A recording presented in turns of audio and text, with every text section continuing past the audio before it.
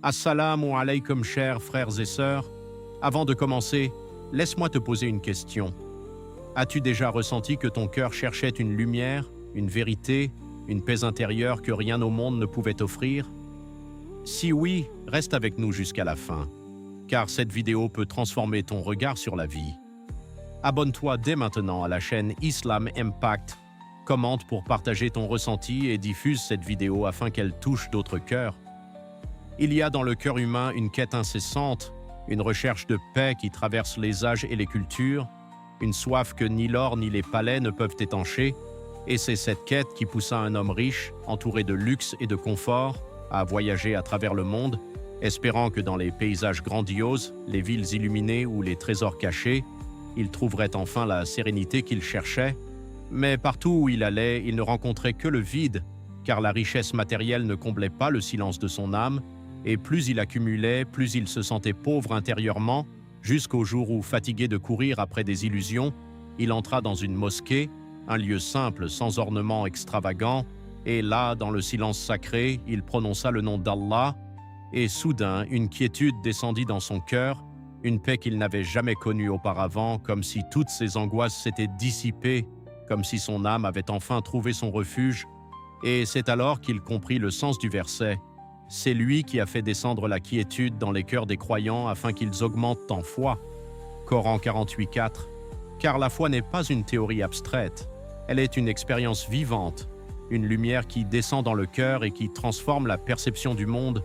Et cette lumière ne dépend pas des biens matériels, elle ne dépend pas des titres ni des honneurs, elle dépend uniquement de la proximité avec Allah.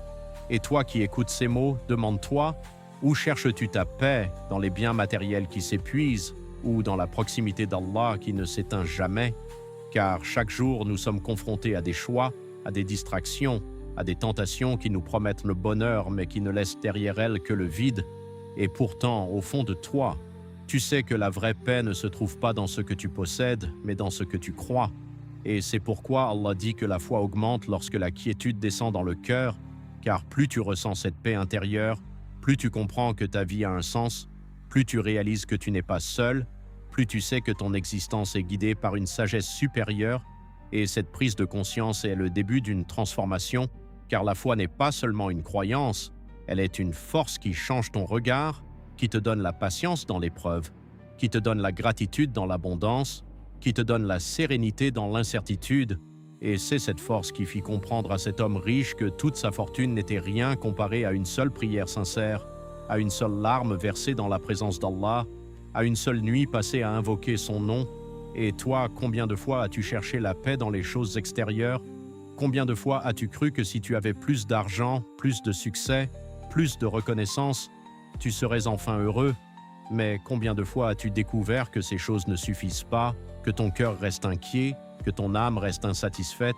Et si aujourd'hui tu écoutes ces mots, c'est peut-être parce qu'Allah veut te rappeler que la paix que tu cherches ne se trouve pas dans ce que tu possèdes, mais dans ce que tu crois, et que la beauté de la foi est qu'elle transforme même les moments les plus simples en trésors, qu'elle fait de chaque prière une rencontre avec le divin, qu'elle fait de chaque souffle une preuve de sa miséricorde, qu'elle fait de chaque épreuve une opportunité de grandir, et c'est pourquoi l'islam est la plus belle religion au monde, car elle ne promet pas seulement un paradis futur, elle offre déjà une paix présente, une quiétude qui descend dans le cœur et qui augmente la foi, et cette paix est le signe que tu es sur le bon chemin, que tu es guidé, que tu es aimé par Allah.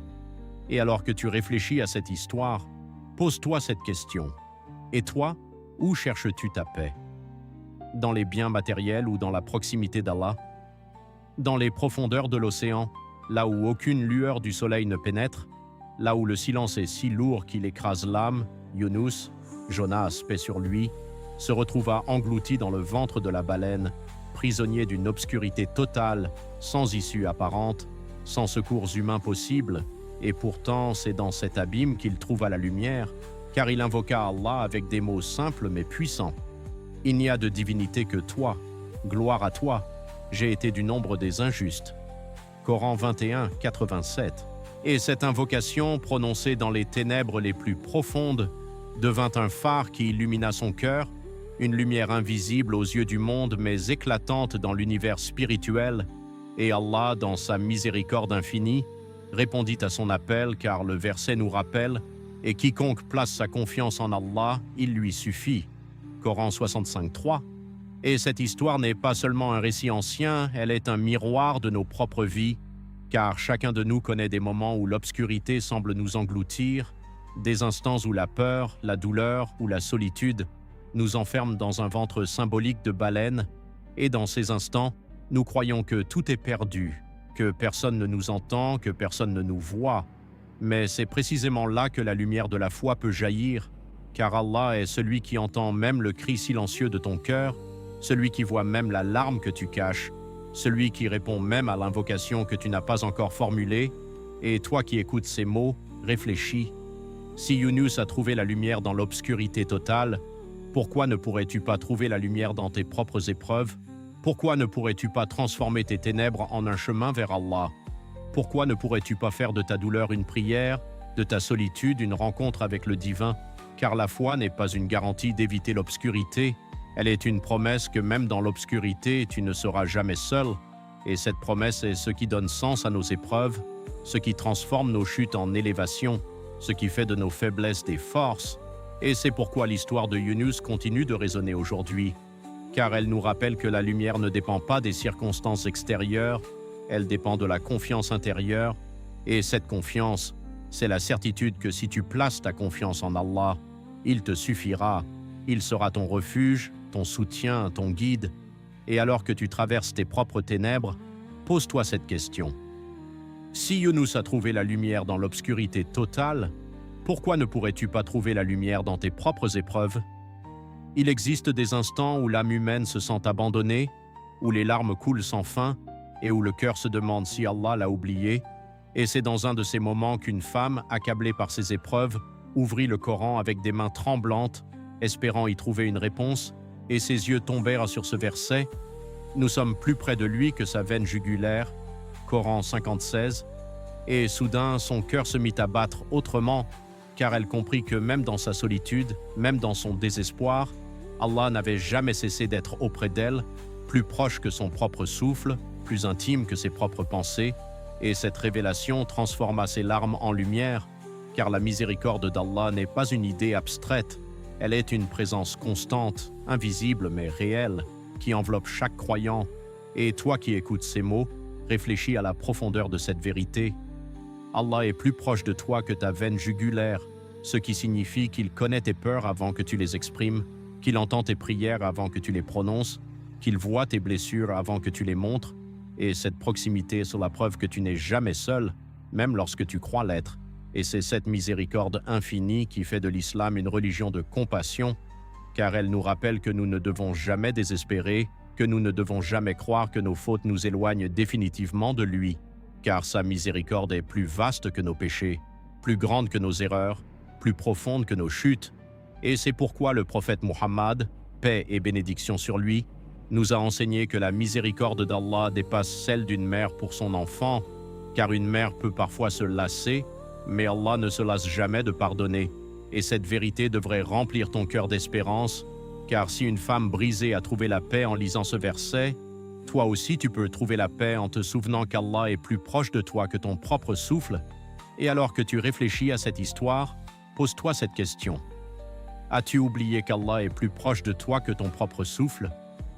Il arrive que la vie semble nous écraser sous le poids de ses épreuves, que les dettes, les soucis, les maladies ou les pertes deviennent des montagnes infranchissables, et c'est dans ces moments que le cœur humain se demande s'il a encore la force de continuer. Mais Allah nous rappelle dans le Coran, Allah ne charge aucune âme au-delà de ce qu'elle peut supporter. Coran 2:286. Et ce verset est une promesse, une vérité qui traverse les siècles, car il signifie que chaque épreuve que tu vis est proportionnée à ta capacité de la surmonter, et c'est ce que comprit un jeune homme écrasé par les dettes, qui croyait que sa vie était finie, que son avenir était brisé. Mais en se souvenant de ce verset, il réalisa que si Allah lui avait confié cette épreuve, c'est qu'il avait aussi placé en lui la force de la supporter, et cette prise de conscience transforma son désespoir en courage, car il comprit que ses dettes n'étaient pas une condamnation mais une épreuve, et que chaque pas qu'il ferait vers la patience et la confiance en Allah serait une victoire. Et toi qui écoutes ces mots, réfléchis à la puissance de cette vérité. Combien de fois as-tu cru que ton fardeau était trop lourd? Combien de fois as-tu pensé que tu n'y arriverais pas? Et pourtant, tu es encore là, tu respires encore, tu continues à avancer. Preuve que tu as déjà surmonté plus que tu ne l'imagines. Et c'est cela la beauté de la foi. Elle te rappelle que tu es plus fort que tes peurs, que tu es plus grand que tes épreuves, que tu es capable de supporter ce que tu croyais insupportable, car Allah ne te confie jamais une charge qui dépasse tes capacités, et cette vérité devrait galvaniser ton cœur, car elle signifie que chaque difficulté est une opportunité de découvrir ta force intérieure, de révéler ta patience, de renforcer ta foi, et c'est pourquoi l'islam est une religion d'espoir, car elle ne nie pas la réalité des épreuves, elle les transforme en chemin vers Allah, et ce chemin est illuminé par la certitude que tu n'es jamais seul, que tu n'es jamais abandonné, que tu es toujours accompagné par celui qui connaît tes limites et qui sait que tu peux les dépasser. Et alors que tu réfléchis à cette histoire, pose-toi cette question. Crois-tu vraiment qu'Allah t'aurait confié une épreuve que tu ne peux pas supporter? Voilà, chers frères et sœurs, l'islam est la plus belle religion au monde. Elle est lumière, paix et miséricorde. N'oublie pas de t'abonner à la chaîne Islam Impact, de commenter pour partager ton ressenti et de diffuser cette vidéo afin qu'elle touche d'autres âmes. Terminons ensemble par une invocation. Amin.